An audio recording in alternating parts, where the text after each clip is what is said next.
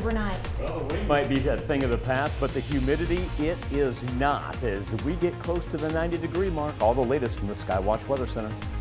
And Ukrainian President Volodymyr Zelensky opens the Cannes Film Festival with a moving message. The 4 states' most watched news starts now. Joplin SWAT team is called in to help secure the scene for a drug bust overnight. This is KOAM News at Noon. I'm Tanya Bach. Topping our first 7 minutes, the latest sting for the Ozark Drug Enforcement Team. It started just before 11 last night at a home at 1107 East North Street. Witnesses say the SWAT team used a flash bang as the operation began. Officers detained the occupants across the street while detectives surged a narcotics warrant, searching the house, a vehicle in the backyard, and a shed. JPD arrested a number of people, although the names and charges are unknown at this point. Detectives also recovered a reported stolen motorcycle. We'll have more details on this story as they become available. In Joplin, authorities released the name of a shooting victim killed on Monday. Police say that man is 46-year-old Kenneth Matthews of Joplin. An autopsy for Matthews is scheduled for Friday. Authorities are not yet releasing the name of the second victim who was shot, but we do know that that man remains in critical condition. The shooting happened just after 6 Monday evening near the intersection of 5th and Connor. Police say the suspect drove off after the shooting in a dark-colored vehicle. Prosecutors filed charges following last weekend's fatal shooting in Pittsburgh. Newly released court documents reveal Saturday's shooting happened at 2 addresses involving 6 victims. It started just before 11 Saturday night at 2 homes on the 100 block of West 23rd Street. When officers arrived, they located 2 females suffering from gunshots. 40-year-old Stephanie Short of Pittsburgh died at the scene. 46-year-old Velma Kuby of Kansas City had gunshot wounds as well. She was taken to Via Christi in stable condition. 39-year-old James Hamilton of Pittsburgh is now charged in the case with murder in the first degree, attempted murder in the first degree, aggravated battery, 2 counts of aggravated assault, and 3 counts of criminal discharge of a firearm. Hamilton is being held at the Crawford County Jail without bond. You can read more details about this case on our website at KOAMnewsnow.com. And the KBI investigates a homicide after a man is found dead in a Coffeyville home. On Monday, authorities responded to a crime tip that was called into the Kansas City, Missouri police about a body inside a Coffeyville home. And when Coffeyville police arrived, they found the body of 47-year-old Melvin Simpson Jr. of Coffeyville with a gunshot wound. They also arrested a man who was leaving the home as they arrived. That man has not yet been charged in this case. Well, a rainy start to the day. A little bit. Yeah, just a little, yeah. Nice thing is, Tanya, we've been able to lift all our advisories involved with the overnight thunderstorm activity. And check this out, a far cry from where we wrapped up the KOAM morning news as our clouds really didn't move, just kind of dissipated around us, and we stay on the dry side. As a matter of fact, even the thunderstorm activity that we saw earlier this morning through central Missouri, now a thing of the past as well. Now we turn our attention to the lingering humidity and the heat. We're going to come close. I don't think we're going to get here at Joplin Regional Airport, but we're going to come precariously close to the 1987 record of 90 degrees. Now, once the thunderstorms began to roll through, of course, we dropped down into the low 60s, especially up to the north. Barely held on to the 60-degree mark, but then a rapid ascent as we got into the late morning hours, and will continue to climb. Still that big differential that we anticipated from north to south, about a 7-degree difference when we see 76 in Iola. Let's throw a whole bunch of 83s throughout northeast Oklahoma. Anderson sits at 83, and Cassville a very muggy 82, so already feeling like 85, 86.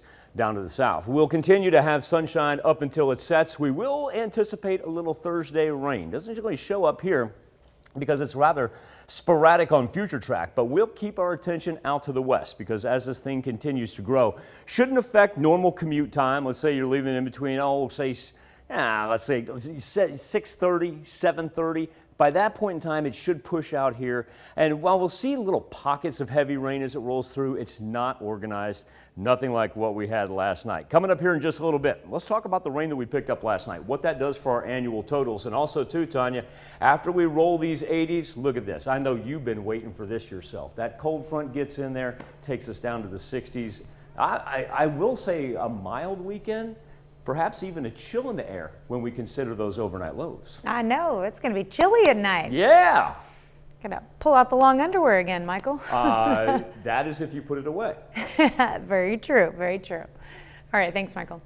Well, Finland and Sweden have officially applied for NATO membership amid concerns over Russia's war on Ukraine. Leaders from the two countries are due at the White House tomorrow. Their entry into the alliance would be an affront to Russian President Vladimir Putin. The decision will be weighed by NATO's 30 member countries. In Washington, the Senate has yet to vote on a nearly $40 billion supplemental package to help Ukraine continue to fight Russia's invasion. It stalled on that side of the Capitol after easily passing the House last week because of an objection by Republican Senator Rand Paul. In Kyiv, a Russian soldier pleaded guilty to charges of killing a Ukrainian civilian in the first war crimes trial since the start of the war. Ukraine's president makes an unexpected appearance at the Cannes Film Festival in France, where many U.S. celebrities are spending the week. CBS's Ian Lee takes us there. It was a star-studded opening at the Cannes Film Festival Tuesday night. As usual, celebrities hit the red carpet in gowns and tuxes, but one outshined them all. Volodymyr Zelensky. And he was wearing a T-shirt, Ukrainian President Volodymyr Zelensky.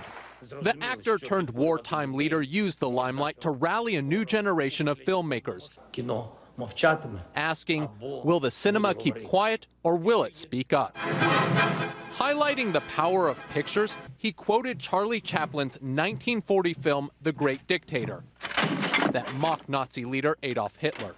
The hate of men will pass and dictators die, and the power they took from the people will return to the people. Zelensky received a standing ovation from Hollywood's A-list. The speech of the President Zelensky was very moving and important. This war has brought a lot of people together to try to solve this problem, to stop this war from happening. A war, Zelensky vows, Ukraine will win in its final act. Ian Lee, CBS News. The war is a dominant theme for this year's Cannes Film Festival, with a special day dedicated to Ukraine's filmmakers. That's a look at today's top stories and weather in our first 7 minutes. Up next on KOAM News at noon, voters in 5 states check in at the polls yesterday for primaries. We take a look at the leaderboard. And later, we're making old-fashioned potato donuts in the Mr. Food Test Kitchen. Voters headed to the polls in 5 states for primaries on Tuesday. Some of the most closely watched races were in Pennsylvania. We join Robert Costa in Yardley, Pennsylvania, where one race is still too close to call. Pennsylvania's Senate Republican primary remains too close to call. David McCormick, a retired hedge fund manager, and celebrity Dr. Mehmet Oz are locked in a tight race. Absentee ballots and military ballots will continue to be counted. If McCormick and Dr. Oz are within 0.5% of each other, it will trigger a recount, according to Pennsylvania state election law. Dr. Oz had been endorsed by former President Donald Trump, but that might not be enough to secure a win. On the Democratic side, in the Senate race, Lieutenant Governor John Fetterman won the nomination on Tuesday night, defeating Congressman Connor Lamb and other rivals. Fetterman had suffered a stroke late last week, but he was able to have a commanding victory based on his populist appeal and his statewide name ID. Robert Costa, CBS News, Yardley, Pennsylvania. In other races, Pennsylvania State Senator Doug Mastriano will be the Republican nominee for governor. His opponent in November will be Democrat Josh Shapiro, who's currently the state attorney general. In North Carolina, Madison Cawthorn, the youngest U.S. congressman, lost his primary race. Still to come on the KOAM News at noon. Join us as we turn spuds into donuts. That'll have you saying, ooh, it's so good. But first, Mike Layslip returns with your complete forecast. From lightning, thunder, and a rain-soaked intersection earlier this morning to beautiful blue skies and what's shaping up to be a gorgeous Wednesday afternoon. Let's go ahead and jump into our outdoor activity forecast, not only for today, but let's kind of bebop through here because that humidity is going to play a large role in anything we want to get done, and eventually the rain is going to play a large role as well. So go ahead and if you can brave the humidity today, we'll consider that in the good category. But because that moisture up in the air is going to linger, we're going to drop tomorrow into the fair category. We'll see a little bit wider discrepancy between our temperatures and what it feels like by the time we get to Thursday afternoon. Friday, temperatures back off a little bit, about 83 degrees for a high. We'll call that good. But then Friday night and Saturday, well, it's going to be twofold. Number one, thunderstorm activity. Number two, I'll tell you what, Saturday morning is going to be chilly. We're going to be down into the 40s right there. I mean, if you have gardening work maybe you want to do and it's very cool, consider that fair. But definitely for a lot of other activities, whether it be even trying to get the grass mowed, I don't even know if the pets want to go out. It's down into the 40s once again here in May. 81 degrees over 7th and Rangeline in Joplin. 5-degree discrepancy right now between that and the wind chill. The wind has been very interesting as well. We knew this coming into today, that the south was going to warm up a whole lot faster and the south was going to feel a whole lot hotter than the north. This is that interesting thing I was talking about, the wind. Just look at this constant swirl. Now, it's been pretty light and variable, anywhere from about 5 to 10 miles per hour. But just the fact that ever since this morning, it's completely done a 360 and will continue to swirl throughout the day. Just for those of you that may, we still have baseball and softball going on for this afternoon and the evening hours. Just keep that in mind when you're at the stadium. Just because you see the flag blowing one way, 5 minutes later, it may be blowing another way.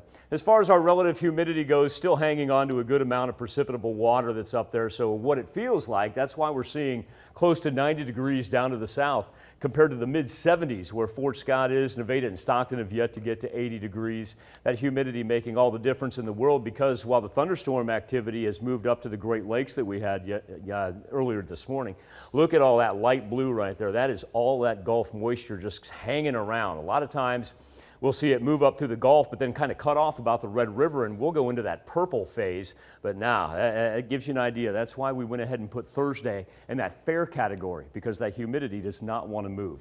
As far as what we're seeing as far 48-hour rain totals as it moved in, well, we'll update this. Here we go.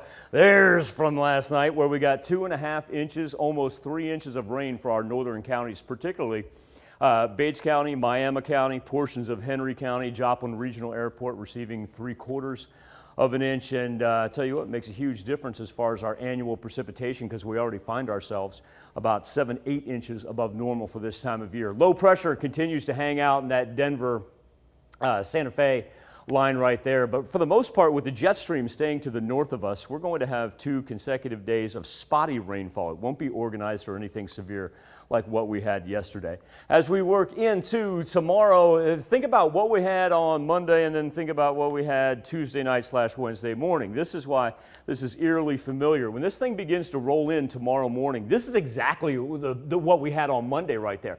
Heavy rain along the state line, dominating northeast Oklahoma, portions of Labette, Montgomery County as well.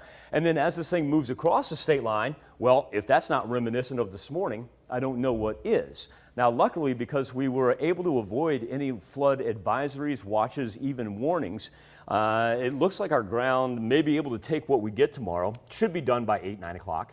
And then that's when that humidity is going to kick in tomorrow after that system moves through.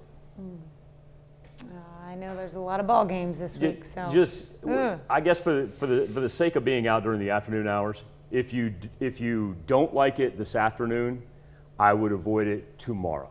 Because it's going to be If you worse. can tolerate it today, it's still going to be a little worse tomorrow. You're talking about the heat and humidity? Yes. Well, welcome to the 4 states. That's what we have here. I realized that when I moved here 16 years ago. We have heat and humidity in the summer, and it's not even summer. Some people may be just joining us for the first time. Yes, it's not dry here. It won't ever be. You're correct. All right, thanks, Michael. We take this time to honor today's 4th state hero, Charles Burton in the U.S. Navy. The Pitcher, Oklahoma native served aboard the USS Saratoga from 1930 to 1934. Interesting note, the movie Helldiver, starring Wallace Beery and Clark Gable, was filmed on the USS Saratoga while Burton was serving on the ship. To Charles Burton, we thank you, our 4th state hero. When you hear the word potatoes, donuts are rarely the first thing that comes to mind. And today, Howard shows us how to make old-fashioned potato donuts in the Mr. Food Test Kitchen. A few months ago, while I was visiting Portland, Maine, I came across this little donut shop, and they had a line wrapped around the block. You know, I thought to myself, how good could these donuts be? I later found out that these just weren't run-of-your-mill donuts. They were potato donuts, and they were addictive. So if you're ready, let me show you how to make my newfound treat. We start by creaming some butter and sugar until it's fluffy. To that, we add an egg and a touch of vanilla. Now, for what makes these truly unique, we add some freshly mashed potatoes, along with some buttermilk. Once it's smooth, we add our dry ingredients and mix it just to the point where our dough comes together. After flattening this to about a ½ inch thick, we cut out our donut shapes using a drinking glass and the cap from a water bottle, or easier yet, a donut cutter if you have one. We fry them for a few minutes until they puff up and are golden. Then we drain them on a wire rack. After they cool, spoon on a simple powdered sugar glaze and finish them off with anything from mini chocolate chips to sprinkles. To get the recipe for our old-fashioned potato donuts, like the ones I got in Maine, simply visit our website. I'm Howard in the Mr. Food Test Kitchen, where today we found a pleasantly surprising way for you to say, ooh, it's so good. I want to try that. That sounds really good. You can find this recipe along with a lot more good food from the Mr. Food Test Kitchen online. Just go to our website at KOAMnewsnow.com. Here's a look at our 4-state market prices.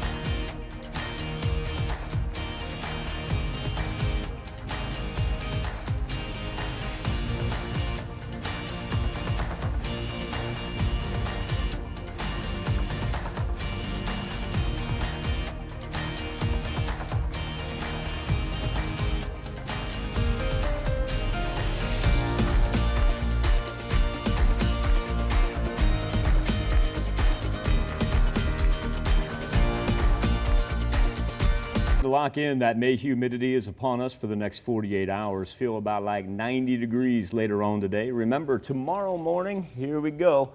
We're going to roll it in from the west out to the east and then back into the 80s. And what that means is if you think today is humid, oh, just wait till tomorrow afternoon. Oh boy.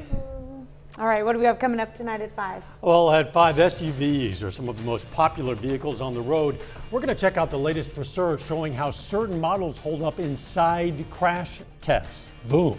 Plus, it's EMS week and Met's Ambulance is celebrating 40 years of serving the Joplin area. And baby formula shortage leads to potential scams of online purchases as the BBB shares tips to protect parents. Hope you join us for those stories. A whole lot more, of course. It's coming up today on KOAM News at 5. All right, thank you, Dal. Thanks for joining us for KOAM News at Noon. We'll see you right back here at 5 o'clock.